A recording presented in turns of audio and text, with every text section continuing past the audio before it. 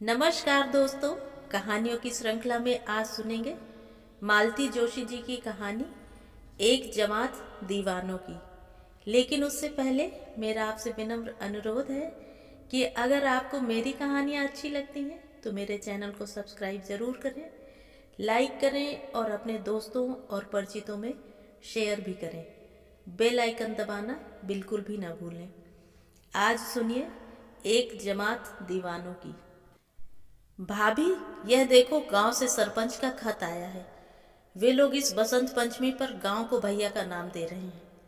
सच, पारो ने कहा, पर उसका स्वर इतना ठंडा था कि दर्प से अभिमान से दमकता हुआ नरेश का चेहरा बुझ सा गया। पारो को अपने आप पर ही शर्म हो आई। कम से कम देवर का मान रखने के लिए ही उसे कुछ अच्छी सी बात कहनी चाहिए थी, पर वह क्या करे। उसे लगता है इसमें गौरव की क्या बात है। भारत के लाखों करोड़ों गांवों में से एक का नाम बदल जाएगा, बस। वह खुद हैरान थी। महेश की मृत्यु के बाद छाती में न जाने क्या जमकर रह गया था। किसी बात का उस पर असर ही नहीं होता था। यूं महेश की मृत्यु को, उसके दुर्भाग्य को सबने उसके साथ झेलना चाहा था। अलीगढ़ से उसका छोटा भाई आकर कह गया था, दीदी, तुम्हारी दोनों लड़कियों में से एक आज से मेरी हुई। इसकी ब्याह शादी पढ़ाई लिखाई किसी बात की तुम्हें चिंता नहीं करनी होगी। पति के दोस्त प्रीतम सिंह ने कहा था, भाभी, बेकारी के दिनों में हम लोगों ने मिलकर यह पोल्ट्री फार्म खोला था। वह तो नौकरी मिलते ही इसे छोड़ गया था, पर मैं अभी तक उससे चिपटा हुआ हूँ। इसका चौथाई हिस्सा आज से बबलू का हुआ। जेठ देवरों ने तो कस्बे का पुश्तैनी मकान ही उसके नाम कर दिया था। इसी तरह और भी सगे संबंधी उमड़ पड़े थे। सबने उसका दुख बांटना चाहा था, पर वह तो जैसे जड़ होकर रह गई थी। न किसी के सामने उसने अपनी असहायता का जिक्र किया, न किसी की सहायता के लिए कृतज्ञता से गदगद हो आई। नाते रिश्तेदार इस आघात से आहत तो हुए ही, साथ ही चकित भी। इतना बड़ा आघात एक नारी शांति से सह जाए तो आश्चर्य तो होगा ही। नरेश तो भीतर ही भीतर चिंतित भी हो उठा था। उन दिनों उसकी दहली की गृहस्थी समेटी जा रही थी। तिनका तिनका करके जो घरौंदा सजाया था, पारो के लिए एकदम पराया हो उठा था। ममता से संजोई हुई चीज को वह शून्यवत देखती रहती। अब तो उन लोगों ने पूछना ही छोड़ दिया था। एक एक चिंदी तक वे पैक करते जा रहे थे। पता नहीं भाभी को कब किस चीज की याद हो आए। नरेश एक दिन उसके अनजाने ही डॉक्टर को ले आया था। डॉक्टर समझदार था। उसने यही कहा कि ये पिछले दिनों से बहुत ज़्यादा सोचती रही हैं। इनकी अब सोच विचार की शक्ति ही बाकी नहीं रही है। डॉक्टरी भाषा में इसे कहते हैं एंजाइटी न्यूरोसिस। आप लोग कुछ दिनों तक अपने ही हाल पर छोड़ दें तो अच्छा है। डॉक्टर शायद ठीक ही कह रहे थे। वह बहुत ज़्यादा सोचती रही थी। एक दो नहीं, पूरे 5 साल तक सोचती रही। चिंता में घुलती रही है। अच्छी भली बैंक की नौकरी छोड़कर महेश एकाएक फौज में भर्ती हो गया था। घर बाहर सभी ने विरोध किया था, पर उसने किसी की नहीं सुनी थी।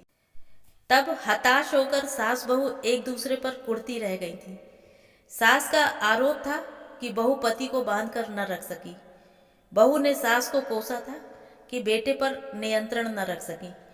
इसी चकचक के बीच महेश तो अपने मन की कर चुका था। तब से यह सोचना ही जैसे उसकी किस्मत बन गया था। जब तक पति के साथ रही, यही सोच बना रहा। पता नहीं कब लड़ाई शुरू हो जाए और उन्हें फ्रंट पर जाना पड़े। लड़ाई शुरू होने के बाद गुजरे हुए दिन को गनीमत समझकर धड़कते दिल से वह आने वाले दिन की प्रतीक्षा करती। महेश के फ्रंट पर चले जाने के बाद तो 24 घंटे यही आशंका बनी रहती कि पता नहीं कब क्या सुनने को मिले।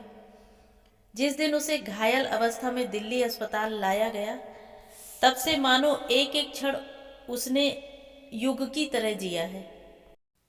महेश गया और उसके साथ जैसे सारा सोचना भी समाप्त हो गया। एक आदमी आखिर कितना सोच सकता है, और जिस आदमी को लेकर इतना सोच, इतनी व्याकुलता थी, वह खुद एकदम निश्चिंत था। सिर्फ लड़ाई के दिनों में उसे बेचैन होते देखा था, और उसका कारण भी कितना अजीब था।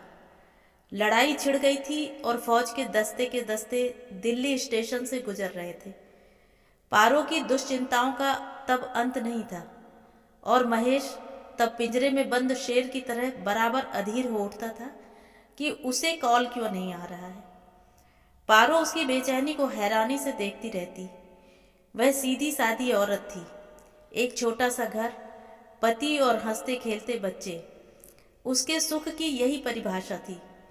जीवन के 8 वर्ष जिसके साथ बिता दिए थे, वह पति नामक व्यक्ति उन दिनों एकदम अपरिचित सा लग उठा था। जलती हुई आग में कूदने की उस बेकली को वह समझ नहीं पाती थी। एक रात एक भयानक सपना देखकर वह जाग पड़ी थी। सपना क्या था? दिन भर उसके मन में तांडव करने वाले विचारों का प्रतिरूप ही था, पर वह पसीना पसीना हो उठी। अशुभ की आशंका से उसका मन कांप कांप उठा था। वह सीधे उठकर ठाकुर जी की मूर्ति के सामने बैठी रही, प्रार्थना का अंबार लगाती हुई। बड़ी देर तक प्रार्थना करने के बाद उठी तो देखा महेश पीछे खड़ा शरारत से मुस्कुरा रहा है। भगवान को रात में भी चैन नहीं लेने दोगी क्या? क्या मांग रही थी इतनी एकाग्रता से? मुझे और क्या मांगना है, तुम्हें ही मांग रही थी, पारो ने भर्राए गले से कहा। बाप रे, मुझे पाना क्या बाकी है अभी? शादी के कितने साल हो गए, याद तो करो। उसके मजाक पर भी वह हंस न सकी। खींच कर बोली, तुम समझते क्यों नहीं? मैं ठाकुर जी को मना रही हूं कि सारी लड़ाई ऐसे ही बीत जाए और तुम्हें फ्रंट पर ना जाना पड़े। छी, सिपाही की बीबी होकर ऐसा सोचती हो? महेश ने हिकारत से भरकर कहा। मुझे विश्वास है ठाकुर जी ऐसी बेवकूफ़ी भरी प्रार्थना कभी स्वीकार नहीं करेंगे। अब तो पारो भरभरा कर रो उठी। यहाँ किसे शौक था सिपाही की बीबी बनने का? अच्छी भली गृहस्थी थी, पर तुमसे तो देखा नहीं गया ना। रुलाई के मारे उससे बोला तक नहीं गया। महेश चुपचाप उसके बालों में हाथ फेरता रहा। जब वह खूब रो चुकी तो महेश ने कहा, देखो पारो, जैसे तुम्हारा घर तुम्हें प्यारा है, ऐसे ही सबको अपने घर के लिए ममता होती है। आदमी और जीता ही किस लिए है? क्या तुम नहीं चाहती कि इन हजार हजार घरों में खुशी की दिवाली हमेशा मनती रहे? उन हजार घरों की रोशनी बरकरार रखने के लिए कुछ घरों के दीप यदि... चुप रहो जी, पारो ने उसके मुंह पर हाथ देकर कहा। इतने लोग हैं दुनिया में, चैन से जिंदगी बसर करते हैं, पर तुम्हें पता नहीं क्या मजबूरी है कि जलती आग में कूद पड़ते हो। चैन से कोई नहीं है पारो, महेश ने दार्शनिक अंदाज में कहा। यह जिंदगी तो खुद एक लड़ाई है। जो सिर्फ अपने लिए लड़ता है वह आदमी है, जो दूसरों के लिए लड़ता है वह सिपाही है। बस यही फर्क है। पारो कुछ नहीं बोली। उस आदमी को समझ पाना कठिन था, समझाना तो और भी कठिन था। और फिर मौका ही कहाँ मिला। तीसरे दिन ही तो बुलावा आ गया। ठाकुर जी ने सचमुच ही उसकी प्रार्थना को अस्वीकार कर दिया था। उसके बाद वह लौटा तो मरणासन अवस्था में ही। अस्पताल में सफ़ेद पट्टियों में बंधा उसका शरीर देखकर पारो का बांध टूटने लगा था, पर महेश की मस्ती, उसकी बेफिक्री में कोई फर्क नहीं आया था।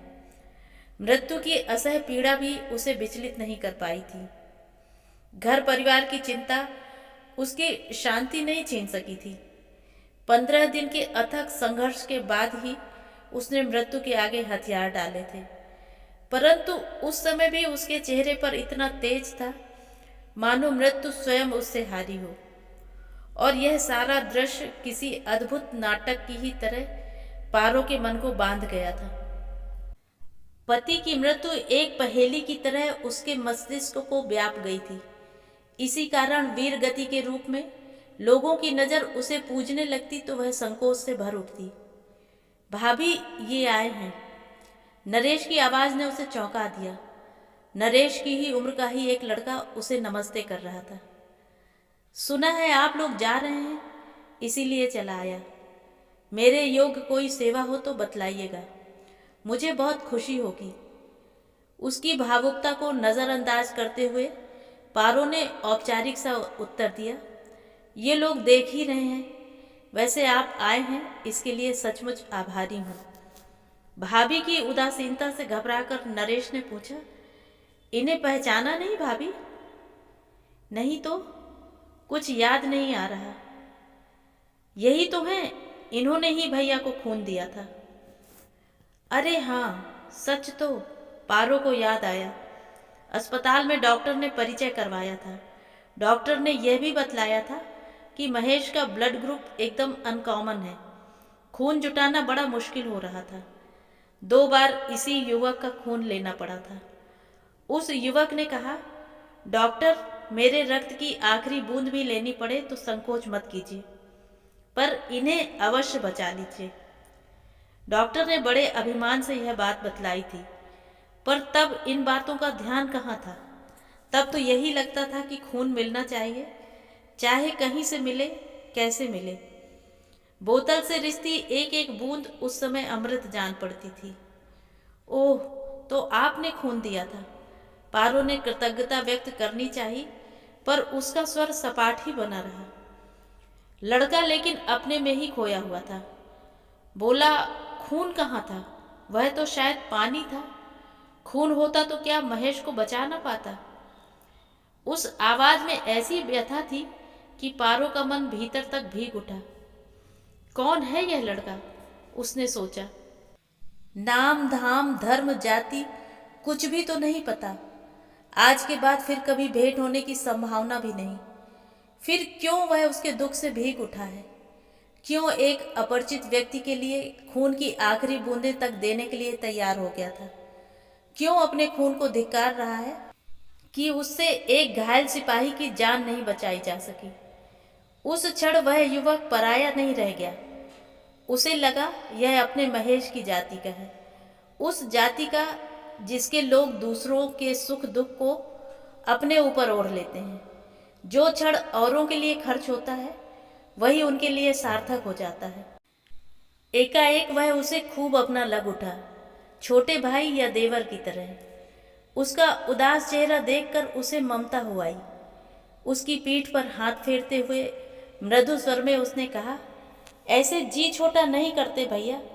तुमने तो अपनी तरफ से कुछ भी नहीं उठा रखा। भगवान को शायद यही मंजूर होगा। नरेश ने आश्चर्य से सिर उठाकर देखा। भाभी के पथराए चेहरे पर तनाव धीरे धीरे कम होता जा रहा है। तो ये थी कहानी। कहानी आपको कैसी लगी? कमेंट करके ज़रूर बताएं।